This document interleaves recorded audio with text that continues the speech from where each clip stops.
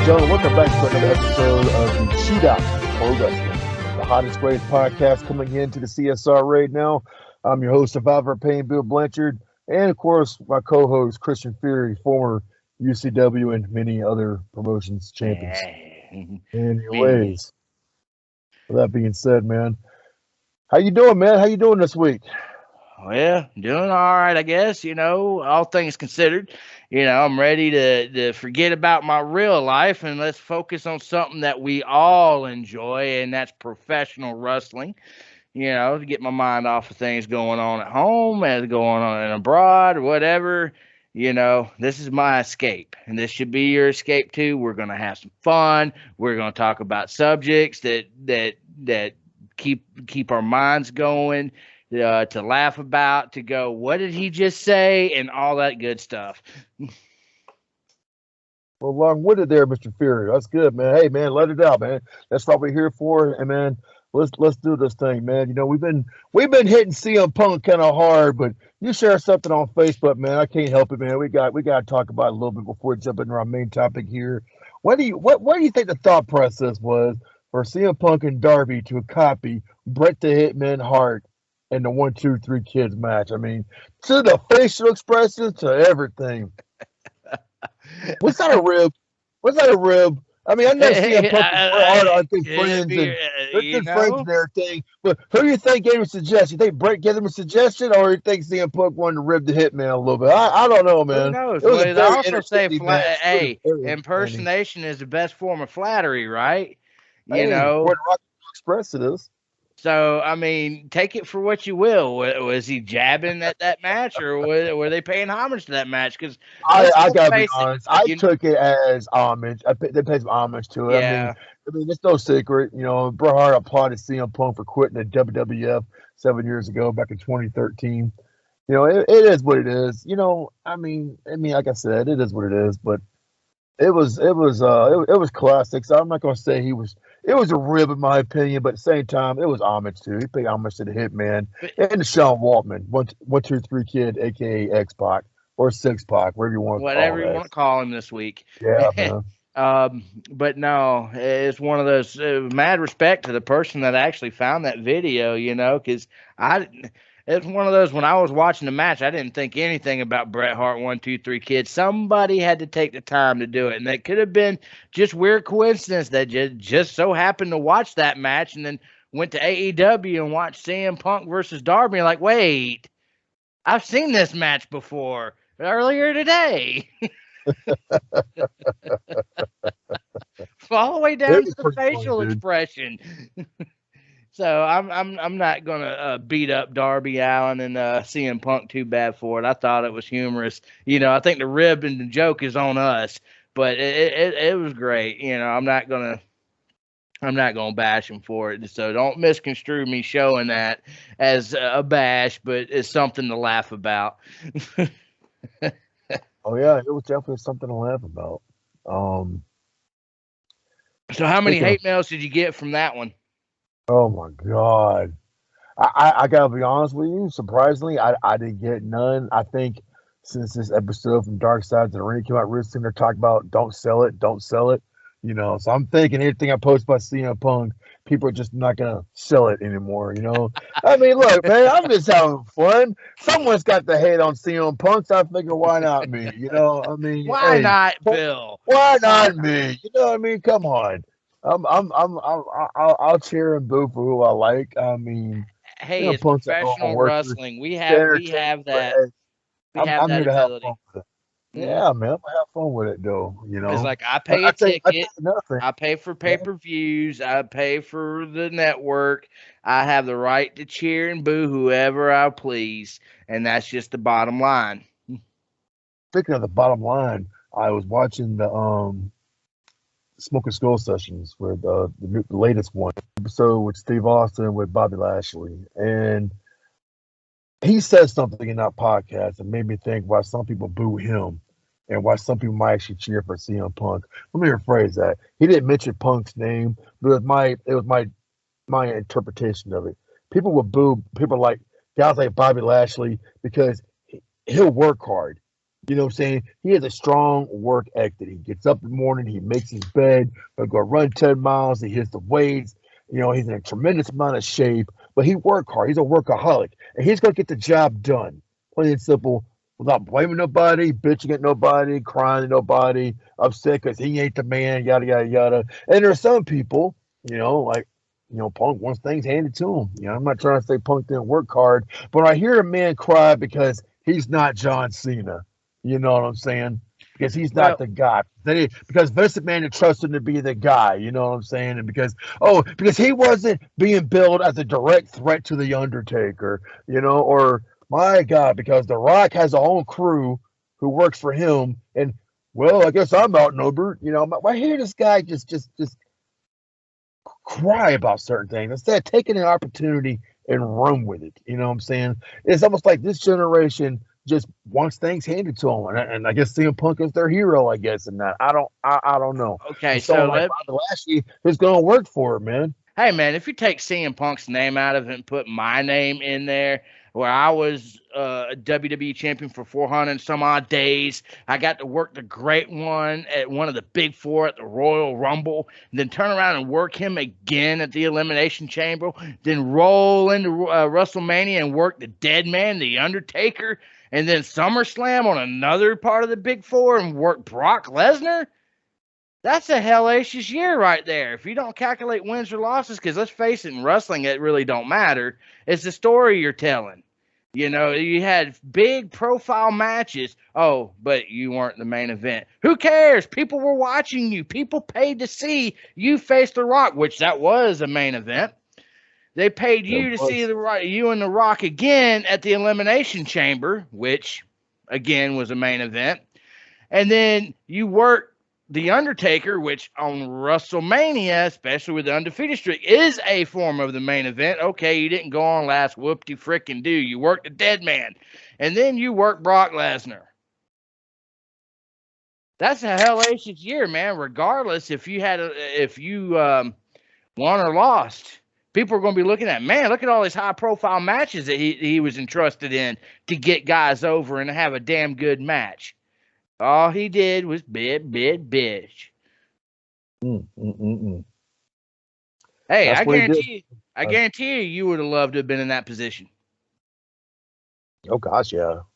Work The Rock, work The Undertaker, and work Brock Lesnar. Oh, all right, I don't have to go over. I'm working those guys. It's cool, Well, I'm curious to see how he's going to handle the pressure and how the lows working for Tony Khan at AEW and with Cody Rhodes. I'm really curious to see how that's going to play out, and I'm really curious to see how he's going to respond to his first loss when he does eventually lose. I wonder if we'll get another pipe bomb promo because he's not the quote unquote man of AEW. I don't know. I'm I don't surprised know. he Like I ain't said, bitching already by not being in the main event picture for the AEW Championship. You only had a few matches, Punk. what you think of that match Kenny Omega had with the artist formerly known as Daniel Bryan or Bryan Danielson? It was pretty incredible, man. The crowd was hot for it. I'll give it a 5-star match. Hey, you know what? Bryan Danielson is always 100%, always bringing it to the best of his ability. I'm more of a Bryan Danielson guy than I am a CM Punk guy. And yeah, remember I tried to sell him to you for that WrestleMania match with him and Sheamus. One of my all-time favorite WrestleMania moments of all time was watching that. Boot to the face, 1, 2, 3. Man, Jay, you're right, man. This guy does kick ass, man. This guy first is he kissed. No. The bell no. rang. He kissed AJ Lee, and then he kissed Sheamus's boot. 1, 2, 3. Okay. Yeah, the first time I see this guy, he's running around. Yes. I'm like, oh yeah, bro, you gonna like this guy? I'm like, all right. What's up with this yes guy? Oh, trust me, dude. I just give him. Believe you me. But I swear to you, I was chanting yes with Sheamus and win, and you were going no. At the same time, Daniel Bryan was doing oh no. I wish to God we had that on tape. That was I know, fun. right? Yeah, but at least he got to redeem himself for the next pay-per-view where he actually said, I have to give it to you. He's a pretty good wrestler. 2 out of 3 falls match he had with Sheamus, but Sheamus still retained the world title. Right. Great matchup by the way. But anyways, let's get to the main event. Let's get to why we're here today. Today we're talking about the Royal Rumble 1991, and not necessarily the Rumble match. We're going to talk about the World Wrestling Federation Championship being defended by then current champion, the Ultimate Warrior, versus an Iraqi sympathizer, American turncoat, if you would, may have betrayed our country, Sergeant Slaughter. So many rumors going around about that night. It happened January 19, 1991, on the same day, which obviously wasn't planned. Same day is when the Gulf War really started. The United States, was doing everything it can to kick Iraq out of Kuwait. Shots were fired and it began. On the Something to Wrestle With podcast, Bruce Pritchard was telling a story about when it happened, an hour later, the world title match was supposed to start, right? So the question is, do we go as planned, or do we let the Warrior retain the title? Oh, shit, what do we do? Well, can we just tell President Bush, wait till midnight before he strikes? I mean, come on. If he loves the WWE, I don't know, pal. I got to give him a call and find out, And I mean, believe what you will, but I've often wondered if Vince McMahon pulled the Republican Party's funding because they didn't wait. They attacked it that night. Within the hour, Sergeant Slaughter was the new World Wrestling Federation champion. It kind of upset some people. So the rumor was that Vince McMahon pulled the Republican Party's funding, and that's how Bill Clinton went by landslide. And Bill Clinton appeared at WrestleMania 10 and Survivor Series 95. Guest of honors by Vincent Kennedy McMahon. George Bush, you're fired. You couldn't wait till midnight, damn it. Yeah, I know, right? Yeah, but when all that was launched, and you watch that pay-per-view back home, and all of a sudden we know it is definitely a war going up to the United States and Iraq, and then all of a sudden you see Sergeant Slaughter, who's saluting Saddam Hussein, wearing wrestling Iraqi boots, claiming to be a gift from Saddam Hussein against the Ultimate Puke, the Ultimate Warrior, and defeated him with the help of the Macho King, and Slaughter became the World Wrestling Federation champion. I mean, yeah, dig it. Dig it. I mean, was it a mistake, you think, in your opinion? Well, should Warrior win over and then possibly have a matchup with the Macho King at WrestleMania 7 for the title? Well, I'm going to put it to you like this, man. Wrestling is supposed to strike a chord. And it may not always be the exact politically correct thing, but your overall goal is to sell a ticket. Hey, Bubba Ray Dudley told that to Paul Heyman at one point. You strike a chord, you sell a ticket. You strike a chord, you sell another ticket. So, I mean, was it poor timing? That's a kind of judgmental. Let's put it this way: we were kids when this happened, so I was solidly a Hulkamaniac regardless. So it just made me want to see Hulk Hogan beat the hell out of Sergeant Slaughter that much more. That turncoat. How dare you turn on our country? I mean, I don't know. It sucks for the Warrior fans, though, seeing the Warrior, freaking losing like that, and and they had the Iraqi flag raised when our country is at war. I don't know, man. It hit a nerve with my dad. It's one reason why he won't watch wrestling, because of garbage like that, as he put it. I mean, you're trying to make a profiteering. You're trying to make money off someone's blood, the war situation. You're taking a bad situation and you're making a profit off of it. I've always looked at it as, okay, you're trying to motivate the American people because Hulk Hogan's going to win the Rumble now. He dedicated to all the troops overseas, every American man and woman that's defending our country.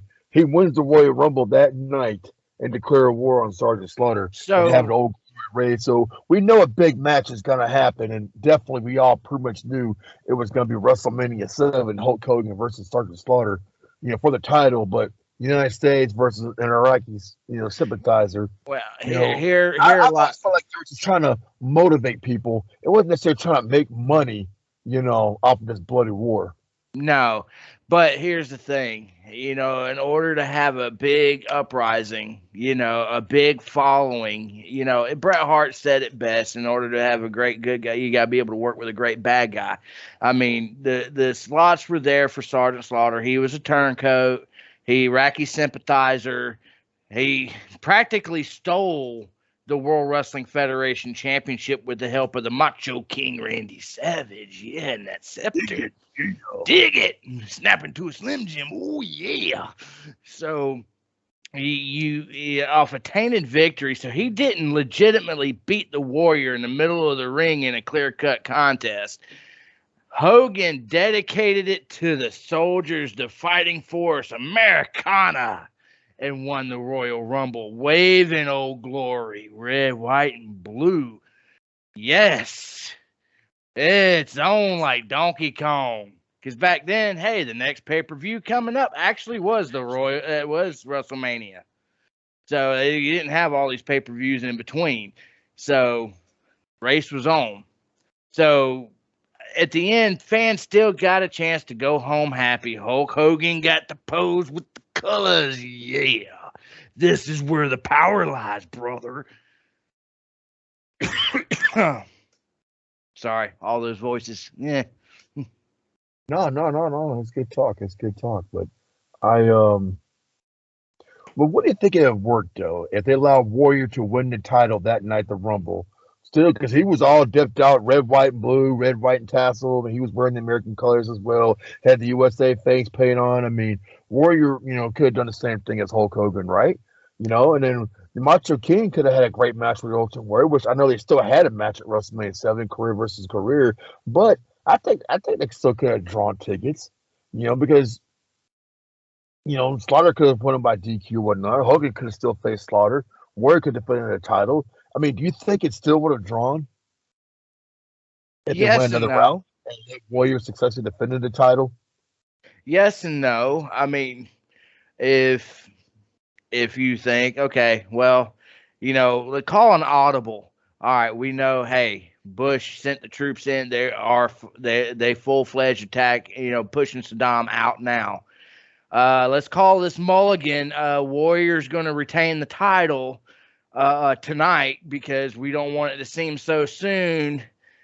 And then say on a Saturday night's main event, they have a rematch, notice DQ, and the Sergeant Slaughter could still find a way to come up with it and still lead down the road to WrestleMania. I don't know. Okay, even if we went, all right, Warriors holding on to the belt, moving forward, he was able to kick out of the scepter, whatever, and was able to successfully defend against Slaughter, or the ref caught it and called for the bell. It could have been a potential for Warrior and Macho King Randy Savage for the World Wrestling Federation title.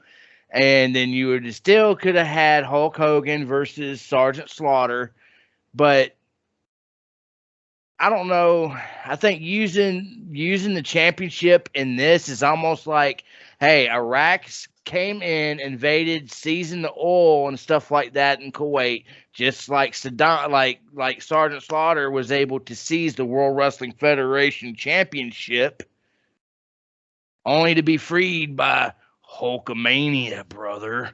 The red, white, and blue, just like we did. So, I mean, honestly, it's a toss-up. I was a fan back then, so either way, I would have loved to have been able to watch it when it came out on video, because we weren't getting pay-per-views. We waited till it came out on VHS and we rented it. So Coliseum, outstanding. That's right. I read wrestling magazines. I was reading wrestling magazines. I was kind of like, whoa. And then it came out, I want to say in March that year, like a month, right before WrestleMania 7. So I had a chance to watch it with my uncle. We rented it from the video store, Video Vision, Thompson, Georgia, hoorah. And I was kind of like in awe watching it. You know what I'm saying? It was almost like I didn't want to watch it because back then as a kid, you didn't want to see the bad guy win. You want to see the Warrior win, the baby face.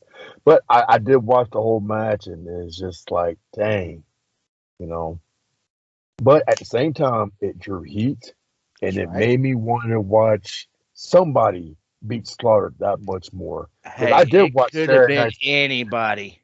Well, I mean, speaking of anybody, I did watch the Saturday Night's main event, and Hacksaw Jim Duggan finally got a shot at the Oh, title on national TV, and he took the fight to Slaughter, but man, Slaughter ended up stealing that victory. Then Hulk Hogan came running down to the ring to save Hacksaw, and Slaughter jumped him and got a good whipping on Hogan. And that moment right there and there, you knew it was coming. Hulk Hogan versus Sergeant Slaughter for the World Wrestling Federation Championship. And Jack Tunney, the following week on Superstars of Wrestling, made that announcement. It would, in fact, be Sergeant Slaughter versus Hulk Hogan for the title. And then later on, it was announced it was going to be Ultimate Warrior versus the Macho King, but careers would be on the line. So WrestleMania 7, in my opinion, in 1991 was shaping up to be damn good pay-per-view, especially those two big matches alone, you know. But, looking back in a retrospect, we were kids growing up, you know, I know Conrad asked Bruce Pritchard about this, and Bruce always denied it, so it was never even talked about it. And I don't think that's fair. I part of me once believed that it was talked about it. Now I know I wasn't there, but I'm going to say it anyways. You having posters out advertising Hulk Hogan and the Ultimate Warrior. You had the Ultimate Challenge at WrestleMania 6.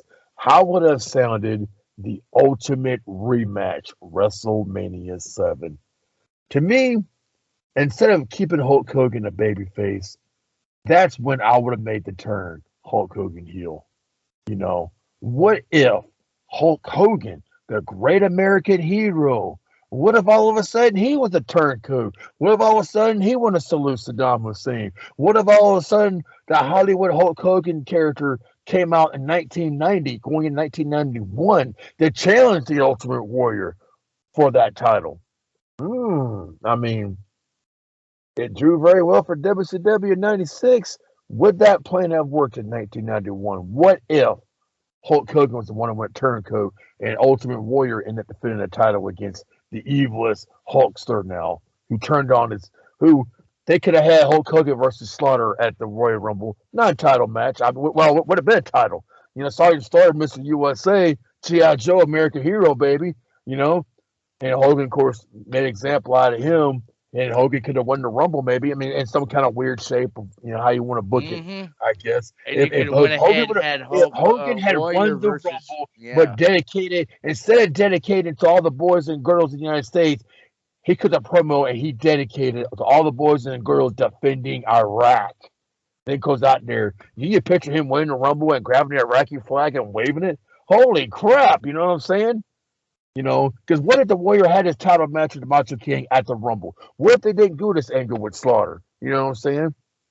They just kept brought him back Slaughter a face because of his just military, kept him quote as a unquote, face. You know what I'm military saying? background. We're in a Saturday Night's main event. You have Sergeant Slaughter wants to defend the U.S. troops against Hulk Hogan. And then Hogan beats him. The Warrior comes out in the ring and gets his freaking face. Now you got the Ultimate rematch. Ultimate Warrior, who's proven to be a real American, versus the real anti-American Hulk Hogan, who said all of them Hulkamaniacs, I did it for the money. And Bobby the Brain Heenan saying, you see Monsoon, I told you, he was always been like this. And instead of Tony Schiavone making that statement about Hulk Hogan at the end of the Bash of Beast 96, what if Gorilla Monsoon would have said, Hulk Hogan, you can go to hell, straight to hell.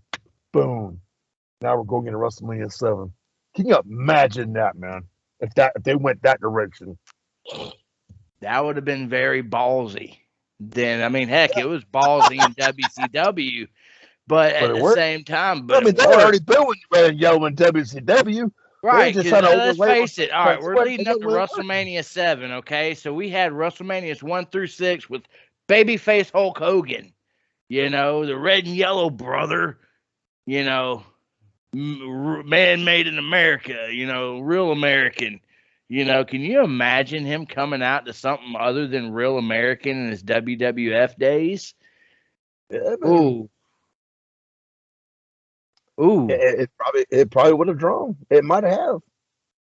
You know what I'm saying? If you get that kind of heat, and you American and throw a little bit of Bret Hart in there. You American fans can stick it. Yeah. Where you have Iraq cheering you, you have all those nations cheering you, while everybody else around the world's booing you. Because really, when Bret Hart pulled the angle, he was getting cheered everywhere else but the United States. Well, like what Bret Hart said back then, I'm trying to get off subject here. He said not that he's just anti-American. He was just very, very pro-Canadian, and babyface everywhere else. Here in America, he became a heel. I mean, because reality, that's what was happening. He was getting booed in the States, but getting cheered like crazy all over the world before and he they just, did and they just ran with it. Yeah. But I think that was really, really cool at that time. It could have lasted a lot longer than what it did. Just but bottom line, it's all about the freaking money. But in that situation, no, I think it would have been terrible for us as kids. I mean, your childhood hero spitting on the American flag and say he's this now, and yeah, it may not carry that much heat in 2021. Maybe. It damn sure did. Let's put it this way. Me as a Hulkamaniac growing up, I liked Ultimate Warrior, but WrestleMania 6, I was solidly behind Hulk Hogan. No doubt about it. In my mind, it was Ultimate Warrior that went bad, because in my mind, it's always good versus evil. So I was thinking Ultimate Warrior was turning bad because I was still young. I didn't put two and two. Hey, both of these guys are good guys going into this match. That never fathomed wasn't on my radar when it came to that. Granted, I know even in school, people were divided. Are you Hogan or are you a Warrior? My school was too. Grovetown Elementary, they were all divided in 1990 going into that area. Yeah, I was a solid Hulkamaniac. There wasn't nothing you could have done to tell me otherwise. So if he would have pulled that stunt toward WrestleMania 7, he was bitter that he lost, and took the L. Granted, he did the rub. He handed the belt over, but then it got to him. Yeah. Then he turned heel. Then he found a catalyst. Hey, what can I get back at the people that booed me and cheered for the Warrior? I know. Sympathize with the Iraq cause. Yeah, man. It's crazy to think about it, but what if? I'm sorry. At that point in time, I would have been pissed off. I would have been heartbroken. I would have cried. I ain't gonna lie. I would have been solidly a Warrior guy. Back then when I was a kid. I would be solidly a Warrior guy going into WrestleMania 7. Hell, something like that could have made the Macho King turn back babyface, and he could also rep the red, white, and blue. Hogan, you lost your way. Dig it. It would be even funnier if he and Liz turned coach. And Hogan says, "I was after Liz all along, brother." That's right. And then you start thinking, "Oh my God, we were booing the wrong guy all along." And Bobby the Brain Heenan going, "I tried to tell you." And then the Heenan family was actually the good guys. I know, right? It's crazy to think about sometimes. Oh, goodness. It goes from all you had to do was ask, brother, to you can stick it.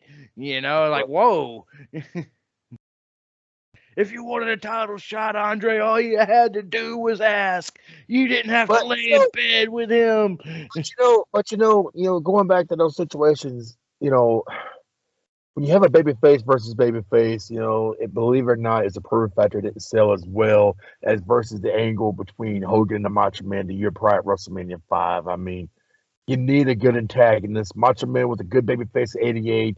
Then the jealousy in his eyes between Hogan and Liz, and somebody can identify with that. Macho Man drew the heat. You know what I'm saying? It sold a lot of pay-per-views and a lot of ticket buys for WrestleMania 5. Oh yeah. WrestleMania 7, if Hogan would have been the one that went bad, you know what I'm saying? What would have happened? You know what I'm saying? Damn, that's all I can say is what if, But I tell you what, man, they had another approach about Tugboat, his best friend trying to be in his corner at SummerSlam 90 and trying to keep him from coming back with his injury from the earthquake, There were plans of Tugboat was going to turn. You'd be the Iraqi sympathizer, and he was going to be Hulk Hogan's opponent, at WrestleMania 7, and possibly the Ultimate Warrior probably would defend the belt against the Macho King, but because he would be a perfect big man to work, Hulk Hogan. Granted, I'm pretty sure he wouldn't have been called Sheikboke or whatever, but that was just like a ref shaft name to probably could come up with something better. But I could picture Tugboat in that kind of get up, wearing the high G hats and the type of rags that held over our heads at the time, and I could see Tugboat pulling it off, gimmick wise, and it probably would have been a decent match between those two, but uh, they went another route, and he ended up becoming tag team with the Earthquake becoming the Natural Disasters. Which I, honestly, I, hey, that was a pretty good tag team. That wasn't a bad tag team. They probably could have had a longer run, but for whatever reason they didn't. They did. They did win a tag team titles. They held for a little while. And heck, But even became fan favorites. yeah, they did. But unfortunately, when a big team like that, when they become fan favorites, it's almost like I feel like guys like the Natural Disasters should have stayed heels. They'd have been over longer, probably had a longer run if they stayed monster heels. For some reason, big guys that are baby faces don't last long in the industry. I mean, I'm sorry. It just seemed like they just don't, in my No, opinion. it's like if they're an aggressive heel, once they turn face, they're not that aggressive. But if they're an aggressive face, when they turn heel, they turn cowardly. So it's like kind of the weird, hey, let's change them completely from what they were instead of staying consistent. Well, if they're an aggressive face, they're going to be an aggressive heel, you know? So it It is what would it is, bro. could it have worked with quote unquote Sheik Boat under a different name? Maybe. Who Maybe. knows? Who knows?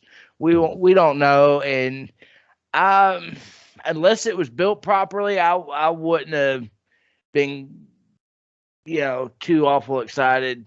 I guess I don't know. I can't tell you. I'm not my adolescent self anymore, so it'd be hard to say.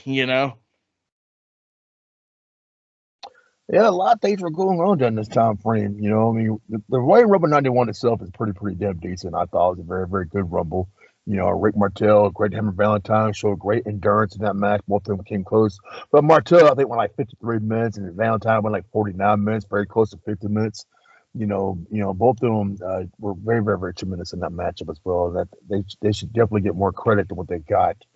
I feel like in that Royal Rumble match itself. But Hulk Hogan came in at number 24, I believe, 24 or 26, I believe. I want to say it was 24 because 1990 he came in at 25 and he won. So, Hulk Hogan was the first guy that won it, 2 years in a row back to back. And it wouldn't happen again until Shawn Michaels did it in 95 and 96, Royal Rumble's matches to me were always exciting, it's a possible matchup of everybody. You know what I'm saying? You never know what possible two matches you always wanted to see.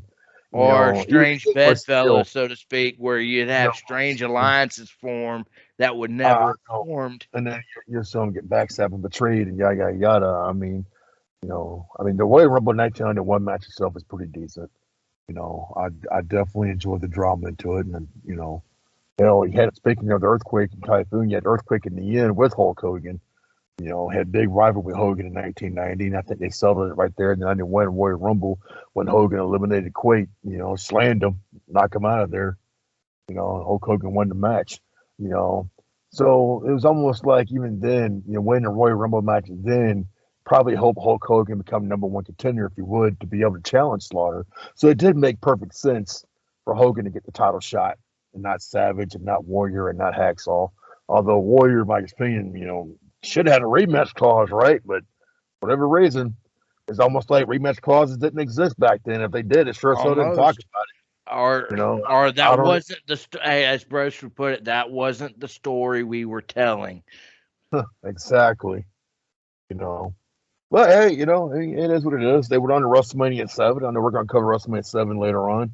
But real quick though, WrestleMania 7 was a tremendous pay per view itself. I still watch it a lot to this very very day. Um, the final thoughts on the angle between Warrior and Slaughter. What are your final thoughts? Did you agree with the angle? Did you like the angle? Overall final thoughts of it. Was it a disgrace? Was it a disgrace to the United States? Was it wrong? Was the timing of it wrong? Any of that? Final thoughts. Final thoughts, I'd say no. I don't think the timing was wrong. They already had laid plans on this. How could they predict that George Bush was going to go ahead and pick that moment right before that happened? Right. So honestly, it was one of those they're looking at, hey, this is the creative direction we're going, and it sold tickets. It just, hey, life happens. It's hard to predict what's going to actually go on in real time while you're planning the story out ahead of time. So in the end, it just kind of worked out. It worked out, and I feel like that, hey, I was involved. I was 100% behind it. I was mad that Sergeant Slaughter, the sympathizer, got the belt, but I was eager for Hulk Hogan to do him in, brother. Dude, I thought it was awesome. If you think about it, though, I mean, you got the heat, but you were cheering more for Hogan and went that Rumble because we all kind of figured it was going to lead into that. You know what I'm saying? And I don't think it was a disgrace to our country or the WWE did it wrong because they sent superstars over there. Even back then, guys were heroes. These veterans, inspired them too. They went over there then and talked to the troops and everything and motivated the troops. You know what I'm saying? I mean, Gorilla Monsoon and Roddy Piper again were commentating the Royal Rumble that night, and they were commentating Survivor Series 1990. So I mean, they were really, really, really being very, very patriotic during the show. Cast and stars, how dare you scum! Our boys and girls are gonna beat the crap out of you, and yada yada yada. And of course, it's coming from Roddy Piper and Monsoon talk about the dedication Hulk Hogan had for the troops, and Hogan's going to win up in the red, white, and blue, and it brought great storytelling. And I think people, instead of people quit worrying about who's going to offend, let's worry about who could have possibly inspired to do great things in this country. I mean, there's people out there are just full of excuses. You know what I'm saying? And there's people out there. You know what? I'm not taking the L. I'm going for the W. I'm not afraid of obstacles. I'm not afraid. Of speed bumps. I'm not afraid, people standing in my way and prevent me from getting to the top. I mean, good gracious, man. But storylines like that, back then probably wouldn't fly very, very well 30 years later. But back at that time, I thought storytelling was great. It was a great matchup. I did enjoy Hogan and Slaughter at WrestleMania 7. And I enjoyed the match. The hard work Slaughter and Warrior did in this freaking match. You know what I'm saying? And, the story was great. The Macho King won the title shot. Warrior wasn't given to him. Macho was pissed. So it made perfect sense for him to freaking interfere. You know what I'm saying? And they ended up having a damn good match at WrestleMania 7 themselves. So the storytelling overall, in my opinion, fit the narrative. And it worked great, in my opinion. I don't know who else wants to argue against it, but I don't mean it's free country, right? Free country. For now, it's still free, as long as we got people like us, So just gotta make sure it stays free. That's right. I mean, hey, folks, if y'all know who we are, Christian Fair is a United States soldier. I'm a United States Marine. We're both combat veterans. Hey, man, we love the red, white, and blue. Who have fallen, we would have died for the red, white, and blue, and we're gonna continue that fight every single day. That's why we're doing this podcast. We do this podcast because we love wrestling. Get that in mind too, overall. But man, I want to go ahead and talk about some Shootout Pro Wrestling business, man. If you're still tuning into the show and you haven't turned us off by now because we offended somebody, sorry. Anyways, sorry, not sorry. We're trying to raise money for the Burn Foundation. The Burn Foundation, the Augusta, Georgia, has a very powerful burn unit. And we're trying to raise money for the families. The people don't understand this. Let's say, for instance, someone from Tallahassee, Florida, had the burn accident. They had to fly to Augusta, Georgia, because Augusta, Georgia is one of the top southeast burn units, right? Well, family has to come there, and they stay at the Burn Foundation house. Well, the Burn Foundation house supplies these people with food, coffee, drinks, a room to sleep in, and sometimes they might need some accommodations. So we're trying to raise money to help families out. We're trying to raise money to help the families out, try to bring them coffee, try to bring them drinks, try to bring them food, because people can't afford a hotel, who have to travel up here and want to stay with their family members who are burnt victims or could be here for a long, long time. So We're trying to raise money for that. We're trying to raise money for the Children's Hospital here in our local hospitals. We're trying to raise money for the Wounded Warrior Project for all disabled veterans and veterans at our nursing home and everything. Shootout Pro Wrestling is going to be getting more and more involved in some fundraising, and I'll make that happen in the year 2022. So stay tuned for Shootout Pro Wrestling, Shootout Wrestling, Death Lot Productions, probably TNB Studios as well, and everything going forward in life, man. But that's all I got today, man. Christian Fury, you want to wrap us up tonight, boss? Yeah, brother. Oh, yeah, dig it. But apparently at WrestleMania 7, Sergeant Slaughter knew just exactly where the power lies, brother. With the red, white, and blue. Yeah. Oh, yeah.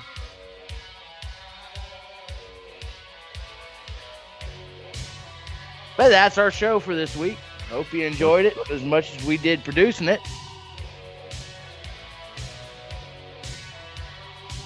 Close it. I told you to close it. That's what I had to say. I told you to go ahead and close it. Hey, it's new for me to close it. So, hey, I'm going to enjoy it. Yeah, okay, I'll go ahead and close it. All right, you're fired. You do it. You suck. You're fired. All right, wrestling fans. I'm taking my headset off then. All right, wrestling fans. Until next time, so long for now.